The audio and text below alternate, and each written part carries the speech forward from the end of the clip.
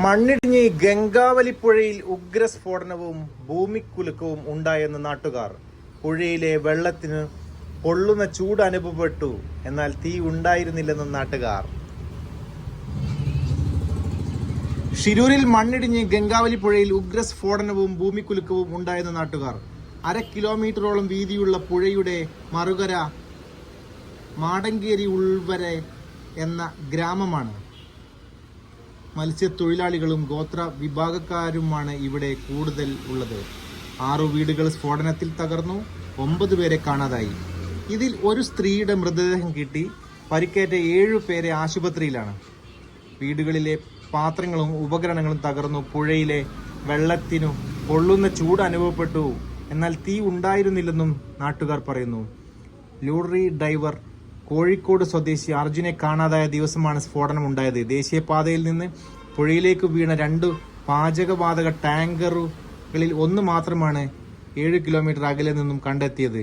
രണ്ടാമത്തെ ലോറിയുടെ ഡ്രൈവറുടെ മൃതദേഹം കിട്ടിയെങ്കിലും ലോറിയെക്കുറിച്ച് വിവരമില്ല. ലോറിയിലെ പാചകവാതക ടാങ്കർ പൊട്ടിത്തെറിച്ചതാകും സ്ഫോടനത്തിനും വെള്ളമുയരാനും കാരണമെന്ന് കരുതുന്നു. കുന്നിടിഞ്ഞു നദിയിലേക്ക് വീണ സുനാമി പോലെ വെള്ളം മുകളിലേക്ക് ഇരച്ചു കയറി. ഈ സമയത്ത് ഉഗ്രസ്ഫോടനവും ഉണ്ടായെന്ന് വെളിപ്പെടുത്തൽ.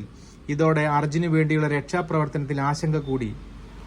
അതിനിടെ അർജുനെ കണ്ടെത്തുന്നതിന് അടിയന്തര ഇടപെടൽ തേടി കർണാടക ഹൈക്കോടതിയിൽ ഹർജി. സുപ്രീം കോടതിയിൽ ഹർജി എത്തിയിരുന്നുവെങ്കിലും ഹൈക്കോടതിയെ സമീപിക്കാൻ നിർദ്ദേശിച്ചു.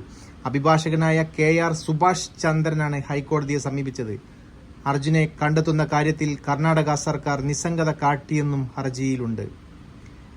ഉത്തര കന്നഡയിലെ ഷിരൂരിൽ മണ്ണിടിച്ചിലിൽ കോഴിക്കോട് സ്വദേശി അർജുനെ കാണാതായിട്ട് ഇന്നേക്ക് 8 ദിവസമായി. കൂടുതൽ റഡാർ ഉപകരണങ്ങൾ എത്തിച്ച് അർജുനായുള്ള തിരച്ചിൽ തുടരും.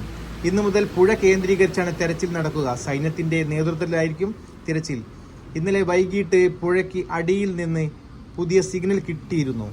ലോറി കരഭാഗത്ത് ഇല്ലെന്നും മണ്ണിൽ പുതഞ്ഞു പോകാനുള്ള സാധ്യത തള്ളിക്കളയാനാവില്ലെന്നും സൈന്യം വ്യക്തമാക്കി.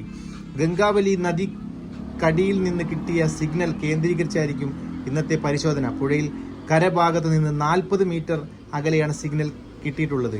ലോറി ചളിമണ്ണിൽ പൂണ്ട് പുതഞ്ഞ് പോയിരിക്കാനാണ് സാധ്യത, തള്ളിക്കളയാനാവില്ലെന്ന് സൈന്യം പറയുന്നു. അപകട സമയത്തെ ദൃശ്യങ്ങളിൽ ഗംഗാവലിപ്പുഴയിൽ തടി ഒഴുകിപ്പോകുന്നതും അർജുന്റെ ലോറിയിലേതെന്ന് സംശയം. കാണാതായ സ്ത്രീയുടെ മൃതദേഹം കണ്ടെത്തി. കർണാടകയിലെ അങ്കോലയിലെ മലയിടിച്ചിലിൽ കാണാതായ കോഴിക്കോട് കണ്ണാടിക്കൽ സ്വദേശി അർജുനായുള്ള തെരച്ചിൽ 8ാം ദിനത്തിലേക്ക് കടക്കവേ ഗംഗാവലിപ്പുഴയിലേക്ക് തടി ഒഴുകിപ്പോകുന്ന ദൃശ്യങ്ങൾ ലഭിച്ചതായി റിപ്പോർട്ട്. ഇത് അർജുന്റെ ലോറിയിലെ തടികളാണെന്ന് സംശയിക്കുന്നതായി റിപ്പോർട്ട് പറയുന്നു. അപകട സമയത്ത് ദൃശ്യങ്ങളാണ് പുറത്തു വന്നിരിക്കുന്നത്. അതേസമയം പരിശോധന 8ാം ദിനത്തിലേക്ക് കടക്കുന്നു. 7ാം ദിവസത്തെ തിരച്ചിൽ കരയിലെ ലോറി കണ്ടെത്താൻ സാധിക്കാത്തതിനെ തുടർന്ന് ലോറി പുഴയിലേക്ക് ഒഴുകിപ്പോയെന്ന് നിഗമനത്തിലാണ് അധികൃതർ. അതിനാൽ ഇന്ന് ഗംഗാവലിപ്പുഴയിലാകും തിരച്ചിൽ.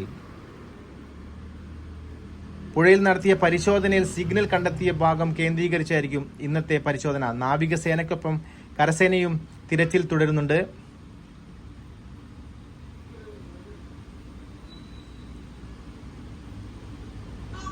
ഡ്രഡ്ജർ ഉൾപ്പെടെയുള്ള കൂടുതൽ സംവിധാനങ്ങൾ ഒരുക്കിയാകും രക്ഷാപ്രവർത്തനം. നാവികസേനയുടെ കൂടുതൽ മുങ്ങൽ വിദഗ്ധരും ദൗത്യത്തിൽ പങ്കാളികളാകും. ലോറി പുഴയിൽ പുതഞ്ഞു പോകാനും സാധ്യതയുണ്ടെന്ന് വിലയിരുത്തുന്നു.